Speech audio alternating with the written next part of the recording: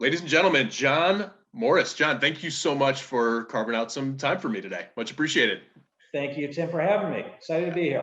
Absolutely. Yeah, I was looking forward to this conversation. I've gotten to know you over the last year or so. I'm an early stage entrepreneur myself, and I feel like every time we chat, I'm always selfishly like picking your brain around a lot of different things. So I think, given our viewership, I think this is a timely conversation in your career to be talking about what you've done in the past, what you're doing, and then just some tidbits that I think a lot of people will pick up along the way. So for folks that don't know Jon Morris, I mentioned in the intro, former founder and CEO of Rise Interactive, somewhat of a pillar here in Chicago in the space that you played in.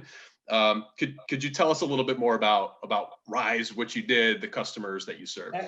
Absolutely. So I founded Rise 16 years ago. I was a student at University of Chicago for the business school. I entered their annual business plan competition called the New Venture Challenge, took second place. Anyone who I've talked to over the last 16 years knows that I'm still incredibly bitter that it was not first place. But won $10,000, which was the seed money to start Rise. And over the 16 years, I grew it to one of the largest independent digital agencies, few hundred employees. We were in the Inc. 500, 5,000 list for 9 years consecutively, 3 years consecutively, the Crain's Fast 50. So we had tremendous growth and provided a phenomenal service as it relates to digital marketing. So I know what a digital agency does. We've talked at length. Yeah. I kind of know the space just from being around the block a little bit. But what for maybe the layman, what is a digital agency? What do companies need Rise's services for? So digital marketing is actually a fairly broad term. So you could be experts in analytics. You can be experts in web development. You can be experts in media. Our full suite of solutions actually were those three things. So we had three major divisions. One was digital media. So that's paid search, social media, programmatic advertising. It's all about how do you drive traffic to your website. Then there is a web development component, which is how do you ensure that when you drive these people to the site, they have a great experience, the brand is well thought of, it's well optimized for the search engines, and ultimately that you turn visitors into leads that turn into customers. And then the final component is the analytics, which is how do you know that you're spending your media intelligently and effectively, and how do you know that your website is well optimized? So that was kind of the suite of services that we provided at Rise Interactive. How many employees did you have maybe, a couple of years ago when you exited the firm? So I exited this year, we were right around 250 employees. Wow. Okay. By the end. Excellent. Okay. So yeah, I'm at a stage where I'm starting to think about marketing. And I think a lot of business owners or C-level, marketing is kind of a term that you could kind of have. It's a function that you can maybe half-ass a little bit or underappreciate over time.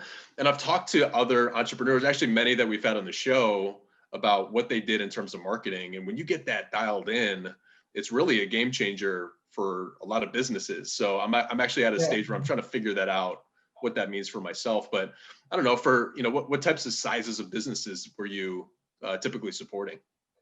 So my very first customer was paying me $50 a month, and I was going after very, very small companies. By the end, we are dealing with companies with millions or tens of millions of dollars in media, and generally dealing with much larger organizations. So what I would say is there was an evolution over time from going to small to medium-sized businesses to some of the largest companies in the world. Okay, so over a 16-year period, longer period of time, consistent growth. I think, I enjoy our conversations because it's very inspiring for someone like me that can, ultimately I want to get there, right? And I think a lot of the viewership can learn a lot from your journey along the way. But before we get into that, why did you want to be an entrepreneur? I think everybody's got a different story about how they get into it. So there's a couple things. One, my parents both own their own businesses. My grandparents own their own businesses. So I grew up in a family where entrepreneurship was very common. So a lot of times people think of this as really risky. It was kind of the path that I knew. But beyond that, it really comes down to when I was a kid, I loved strategy games. It was one of my favorite things to do. And when I think about business, it's the ultimate strategy game. As a CEO, we are given a bunch of great information and we have to make black or white decisions. And the outcome is black or white. Did you grow or did you not grow? And I love that aspect about business. So to me, that is one of the most fun things. One thing that I will point out is I did not actually intentionally start Rise Interactive. A friend of mine approached me about entering the New Venture Challenge at University of Chicago. And my goal was I just wanted to win the competition. I wasn't thinking like, hey, this is an amazing idea and I'm going to go start a business. It wasn't until I did really well in the competition, I was like, well, you got all these venture capitalists, private equity people, really successful entrepreneurs who thought I had something. And I was like, well, you know what? If they believe in me, why don't I give it a try? And so that's kind of what led me into this.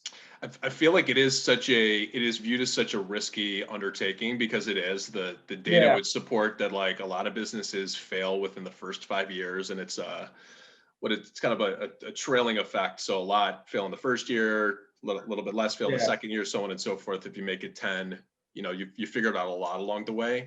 But what I've learned, like maybe like talking to friends or family, they're like, oh, what are you doing? Like this is, you had a job before this, like with benefits and stuff, and like you had a career. Why would you do this? And I think it's, what lowered the barrier to entry for me was talking to individuals like yourself that have done it before, learning like, oh, there's like, how do you finance a business? What different strategies are there for marketing? What different strategies are there for hiring people? How do you model things out? And I think as I learned that over time, it became less and less risky for me as I understood that, where if you don't put your mindset there, if you don't like enter that conversation even, it just looks like an abyss that could lead to very, very, very dark things, over time, depending on how things lay out. And it sounds like you had some parents that were like, had already kind of done it, where it was like, okay, my baseline is like, I'm in this, right? And I think that's definitely a benefit along the way. There's a lot of individuals that get into starting a business, and people do it for various reasons. Any like trends that you see in why people like ultimately take the plunge, whether it's like personality type or background or ambition? Generally what I believe happens is somebody is an expert at something they are doing. And they oftentimes are saying, you know what, I can do this better or just as well as the person who owns the company. And I would say that's probably 85% of the times why someone enters into the space. Or they did a side hustle that actually started to take off. They're like, hey, I might have something here. Those are generally the reasons, what I would say. And one thing that I would just point out, just going back in terms of the risk, this was my biggest fear of starting a business. And it was a line that I heard in business school, which is the only thing worse than going bankrupt was being a business of the living dead, which means that you make just enough money to never make any money. And that was ultimately my personal biggest fear, is when, and I'm sure you've seen it for yourself, when you are running a business, there is always this one opportunity around the corner where if I just win that account, or if I just win this, like everything will be amazing. And that can drag things out for a really long time. And so I've always held very strict milestones of what I need to achieve, in terms of, I need to see the revenue at this point. I need to see the profit at this point. I need to see the product at this point. And so that would be one of the things I would advise anybody who's starting your business, is make sure you don't become a business of the living dead, and that you are making sure you're putting the things in place to really help you grow and get past that milestone. I love it. I love it. Now, 16 years, 200 plus employees. You didn't start with 200 plus employees. I'm sure there's different phases along the way through Yep, growth, especially of a services business where like people's a very, very powerful, important, valuable component of that. Could you maybe like bucket the certain phases where maybe where it was just John to, to the middle to, where you kind of ended up? absolutely. There were actually three, I don't know if it's well documented, but fairly well-known milestones in terms of the growth of an organization. The first is 0 to 25 employees. At that point in time, the CEO is pretty much in charge of everything. They have their hands in everything. They know who everybody is. They know them fairly intimately. And when you get to 25 employees, then you have to start putting a leadership team together. And when you start putting a leadership team together, you have to start having systems in place that allows each of those leaders to do their job. I'll give you a real quick example. If you do annual budgeting and you're using Microsoft Excel or Google Sheets to put your budget together, and all of a sudden you're like, you know what? I want my different business owners to be able to manage their portion of the budget, but I don't want them to see the entire budget. Well, now you have to think about, well, how do I create a sheet that only this person has access to? Or do I need to go get a new budgeting software? And so the systems that you need when you start putting your leadership team together generally become more advanced at 25 people. The other part is you have to empower your team and make it so that they can do their job. I'll tell you a story. I'm not overly proud of it, but I'll tell you that anyway. We were 17 employees. I had an account manager who was new to the role, and he was having trouble with someone on his team. And he came to me and he said, John, I want to talk to you about so-and-so. I was like, well, I got good news for you. I was like, I let that person go today, so you don't have to worry about that anymore. And his response to me was, John, I will never earn the respect of my team if you make every decision for me. And that was a pivotal moment for me of where I had to evolve to the next type of CEO. And so from 25 to 100 is really that next layer. If you think about a leader, generally will have 4 to 5 direct reports. Okay, and so if I have 5 direct reports and each of them have 5 direct reports, when you get to about 100 people, your leadership team starts forming their leadership team. And so all of a sudden, the systems that you need get even more fractionalized. And so that is kind of the next layer of when you really need to think about what are the systems you need to put in place, what are the things you need to grow. And then 250 is kind of that next layer again, where you have to get new systems, new processes, new things in place. What I would also say is there are kind of 4 different stages of a CEO. The first one is a startup CEO, which is kind of that 0 to 25 range. Some people might say 0 to 50. The next one is an operating CEO. An operating CEO is they are still very involved in the operational aspects of the business. And so although they have leaders in place, they're diving in and they're getting their hands dirty and they're really involved in all those things. The next one is a strategic CEO. So what I would say is when I was at Rise, I started as a startup CEO, I moved to an operational CEO, and I ended as a strategic CEO. When you're a strategic CEO, you have a leader in place for every single accountability within your organization, and they are really responsible for the operations and execution of that. Your job is to set the strategy for the organization and then actually have the team implement that strategy, deploy the resources to achieve that goal.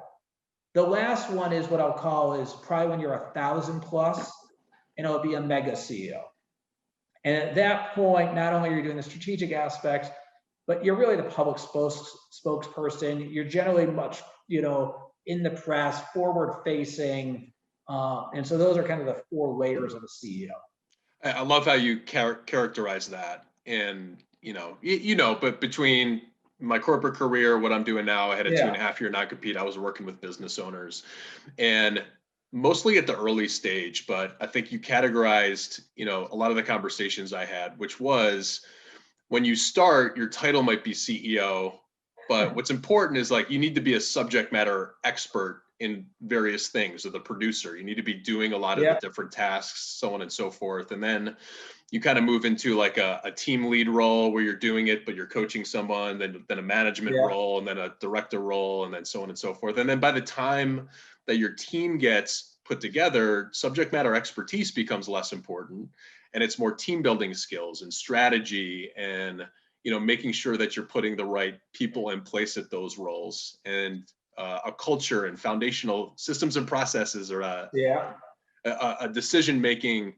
framework that you can push down to the rest of the organization. I think it's categorized very well how you put it, and it's interesting. And I also feel like a lot of business owners can't do all the roles, and I'm experiencing that now, where it's like what the organization needed from Tim last year might be different from how I need to show up today. How did you kind of move through those different stages? I don't think any of us kind of are born knowing this or with the experience. How did you kind of learn along the way, or trial and error?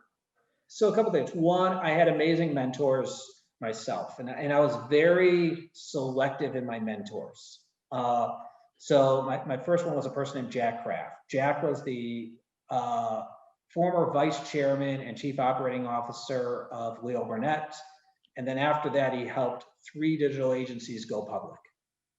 So what I loved about his experience was not only did he have the large agency experience, but he actually was with organizations from, very small to turning them to very big. And so I brought him on as a mentor, and he gave me some incredible advice. One of the things that people don't realize is the importance of building out an org structure. And I'm not talking about like where you are at this very moment in time, but more of a vision of how do you want to organize your talent.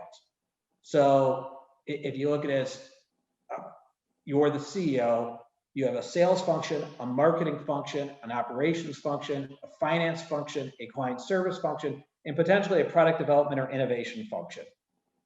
When you're a one-person shop, what you have to recognize is that you still have that org structure, but your just name is in each one of those seats. And so over time, as you start growing, what you have to start thinking about is, how do I replace your name with someone else's name in one of those seats so that you can take things off of your plate?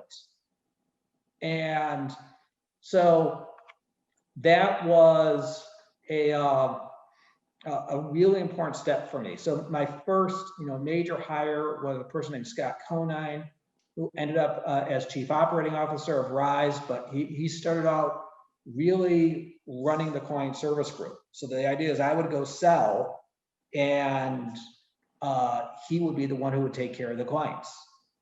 And so that was the first pillar that I got off. And then eventually I had Howard Diamond, who's still at Rise, who ran all of our sales. And I got the sales off of my plate. And so you slowly just added pillars, and Scott eventually moved into operations. Larry, who's now the president, or now the CEO, but became president while, before getting promoted to CEO, ran all of client service for a long time. So the idea is that you have to start understanding what that org structure looks like, and then replacing individuals, replacing yourself with individuals who can run and lead those different groups. Yeah, and oftentimes they might be better than I am or you are at those things. And I think what I love how you're putting it, because it's a lot of the stuff that I'm going through now. And something that I find is the more when I make a move like that, hey, you're owning this, this is yours. Yeah. The more that I still get involved, the more of a bottleneck that I become for that person, and then I become for the Yeah. business, and then whatever like role that I'm supposed to play in the organization. Yeah. So your story about, you know, you letting go of that individual almost for that person might play into what we're talking about as well. But I think, you know, that happens at each stage that you're Yeah. talking about. How did you, you know, I mentioned a conversation we had maybe like a month ago. I hired a fractional CFO to really like model out for Yeah. me what you're talking about. And before I did that, it was, you know, I'm licking my finger and put it up in the Yeah. air, and like just forecasting was just kind of up in the clouds. But once I really modeled it out and said, okay, I think I need someone to own marketing at this stage. I think I need someone to own the entire delivery function at this stage. When do I bring in a sales leader that's not myself? That really kind of created the roadmap for me to make sure it financially made sense, and that like Yeah. profitability was a variable that was in play. B, when do I need those individuals, either for the business or for the finances? And then when I did that, I feel like it affected a lot of the decisions that I make today, each day. Yeah. Oh, I need to go start looking for this person, or I need to start like moving this person or training this person into that role. So yeah, spot on what you're talking about. Anything you'd like to add there before we move on? You know, what I would just say is, if you want to create a growth organization and you want to be a growth leader, there's 5 things really to think about. One of those things is that you have to build a team and have confidence that they can do the job. And I can tell you that was, you know, if I look at those 5 things, that's the area I personally sometimes need the most improvement on, you know, where I get in the weeds and start doing other people's jobs. And by the way, that does not help your team feel engaged, and it does not make them excited about their role if you're constantly doing it. So it's crucial to have confidence. The other thing I would say is, especially if you are a good salesperson. So when I started Rise, I happen, in my opinion, to be very good at sales. And I always envisioned that I would be the leader of sales and people would help bring me in and I would help close the deal. That is the wrong philosophy. What you really need to be thinking about is, how can you win business without you involved? And so, you know, what I would say to anyone creating their organization, especially if you're good at sales, obviously you need to do that to win business in the beginning, but the goal is to build a sales infrastructure that is selling without you in the room. I love that. I love that. Yeah. When I think there's an inflection point when someone else sources a deal, closes a Yeah. deal, delivery gets involved, you're not around, and you know, you're there for support on the back end maybe, but Yeah. that empowerment definitely comes in. Let's talk about, you know, you exited the business, Yeah. and you know, you're on to new beginnings after a very successful run. What are the different options? And maybe talk us through like, hey, eventually you came to decide like, hey, I might not be doing this forever, and I've created something great, but I want to move on for Yeah. whatever reason. What are those options for business owners? Because I think a lot of people don't know that there are several options out there. Options in terms of selling, like what are the different ways to exit a business? You know, it really depends on your industry, but you know, generally there are going to be a strategic option. So there is someone who has a really good strategic reason to why they would want to incorporate you. They might be trying to transform their business and you fit well within that transformation. They might have some accelerator in terms of clients that they can bring to you. The second one is generally there's the private equity route. And oftentimes private equity companies will be looking to do some type of roll up or, you know, some type of movement in there. You know, there's also, you oftentimes can sell the company to your employees. There's ways to have like an ESOP with an employee stock ownership program. And I've seen, you know, one agency actually had, and I don't know exactly the logistics of how it works, but when the leaders got to a certain point, the next leaders would buy them out and then they became the new owners of the company, and they kept it in that way. So there's lots of different unique ways that you can look at it. You know, obviously you can potentially go public if you're having that type of success, although there's some challenges with going public or after you go public. But, you know, so those are kind of, I'd say, some of the weaning options. In my industry, you know, there's a strategic, there are the major holding companies of advertising agencies, and then there's the private equity route. We end up choosing a strategic as our partner. What are like some of the variables that come into play? So say, you know, I make a decision, I'm a marketing digital agency, I'm 3 years out, you know, of that. What, like, what's important? What are they looking for? You know, what are the factors that typically come into play? First, financial. Repeat the question exactly. I just want to make sure I answer this. Yeah, what's important to a buyer, and then how can you prepare the business accordingly on whatever those variables are? So I would say there's a few things that are important to the buyer. The first is, you know, whatever you buy something, there's risk involved in terms of, is the client revenue real? Is the profitability real? Is the numbers going to stay the same? You know, so I would just say, starting off with, they're generally going to buy you for a multiple of profits. Okay. And when they buy you for that multiple of profits, first, just do no damage. You want to make sure that you preserve that revenue. The second thing is, there generally is a thesis that goes along with, we're going to be able to upsell existing customers, or, you know, there's a market shift and we need to make sure that we have this suite of services in our offering, or, you know, like there's a strategic reason that gets involved, and you want to make sure that those elements are in play. The other one is, it could be a people related thing where, you know, we have an amazing product, but we don't have a great sales team. And if we buy this organization, they have a tremendous sales organization, we're gonna be able to bring in that sales organization. So I think those are just I would say it's clearly the revenue. Obviously you want to see that revenue grow, not just maintain, but minimally maintain. And then it's filling gaps in services, gaps in human capital or people, I would say, are kind of the major things, as well as any potential technology or integrations that you might get. I love it. I love it. Now, we're going to get into what you're doing now, but you know, you've been a very methodical, I would just say, like, individual and business leader, as I've gotten to know you over time. And you mentioned a previous conversation what the elements are to create a growth organization. Would you mind maybe just touching there a little bit for the audience? Absolutely. I believe that there are 4 crucial things that people need to think about if they want to grow their organization. It starts with leadership.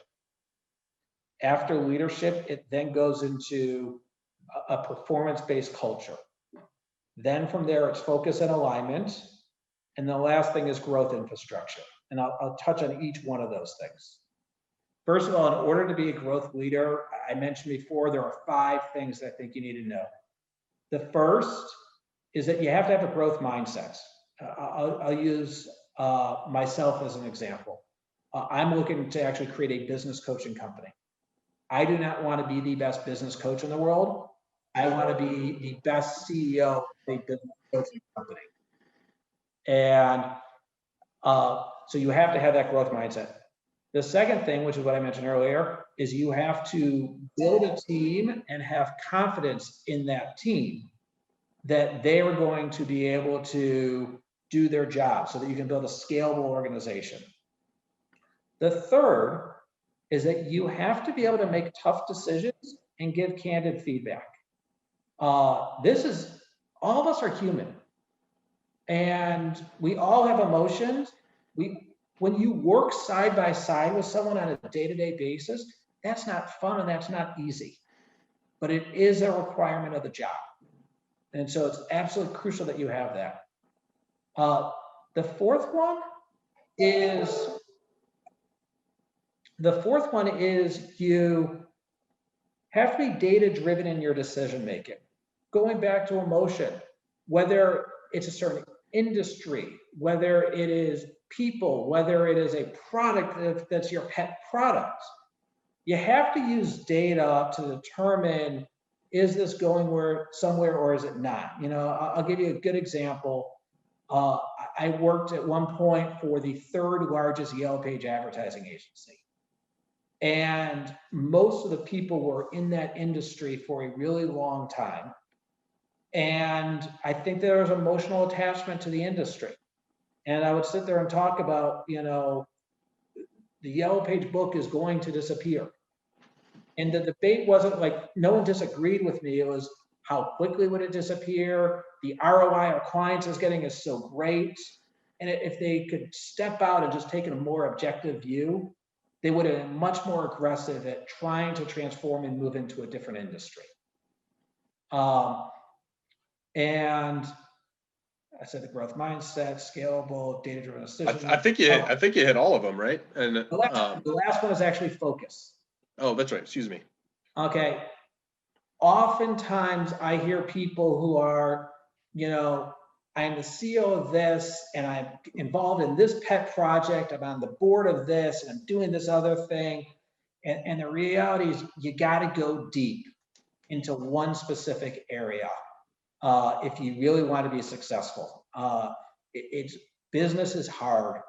And, you know, if you're trying to play multiple games at the same time as opposed to one game, you're probably not going to do that well. I love it in a lot of different senses, and just hearing you talk, I'm just thinking about my own experience or my own like current situations. Yeah, like I mean, focus is ultimately important. There's a lot of things that like we could be doing in the talent acquisition space or divisions that we could start, and I think there's something to be said about get really good at something, create a brand around it, hammer that strategy for a longer period of time, and then, you know, if it makes strategic sense, then you add on from there. I love your concept around a data-driven approach. I think there is a lot of emotion tied to your baby, meaning your business. And, you know, people don't like hearing like rejection or, hey, that's not going to work. And I think when people can take a step back and say, hey, is this actually working? And then you can drive it down to, hey, is our sales process working? Is every dollar that we're putting into a sales organization, is that yielding something in return? Marketing, same thing. Is there ROI on our marketing spend? KPIs from a delivery standpoint? You know, what are those things that eventually play into a financial model or forecast? And I'll just go back to what you said at the beginning. Like this is the biggest strategy game that you could ever think of. There's so many variables that are here. What I'll say is, I think you just got to get started if you want to do it, because you don't have to worry about all of these things right away, but you better for sure worry about these things if you want to grow, to your point. So let's talk about what you're doing now. You know, you had a great run at Rise, great accolades. You mentioned that you're starting a coaching business. I'd love to give you the platform to discuss that. Absolutely. So I'm starting a new company called Ramsay Innovations, and it is basically what I said earlier. It is a business coaching company, specifically a growth advisory consulting technology company. What we are focused on is helping businesses thrive. You know, my aspirational goal is to change the growth trajectory of 1,000+ businesses, which means helping 1,000 entrepreneurs achieve their dreams with all the jobs that get created with that. And I just think it's a fun challenge to see if we can achieve that, where we substantially change that growth trajectory. And going back to the 4 areas before, I talked about leadership. You know, how do you build an A performing team, so a true performance-based team? How do you ensure that you're spending your time from a focus and alignment standpoint on the areas that is going to have the greatest impact to your organization?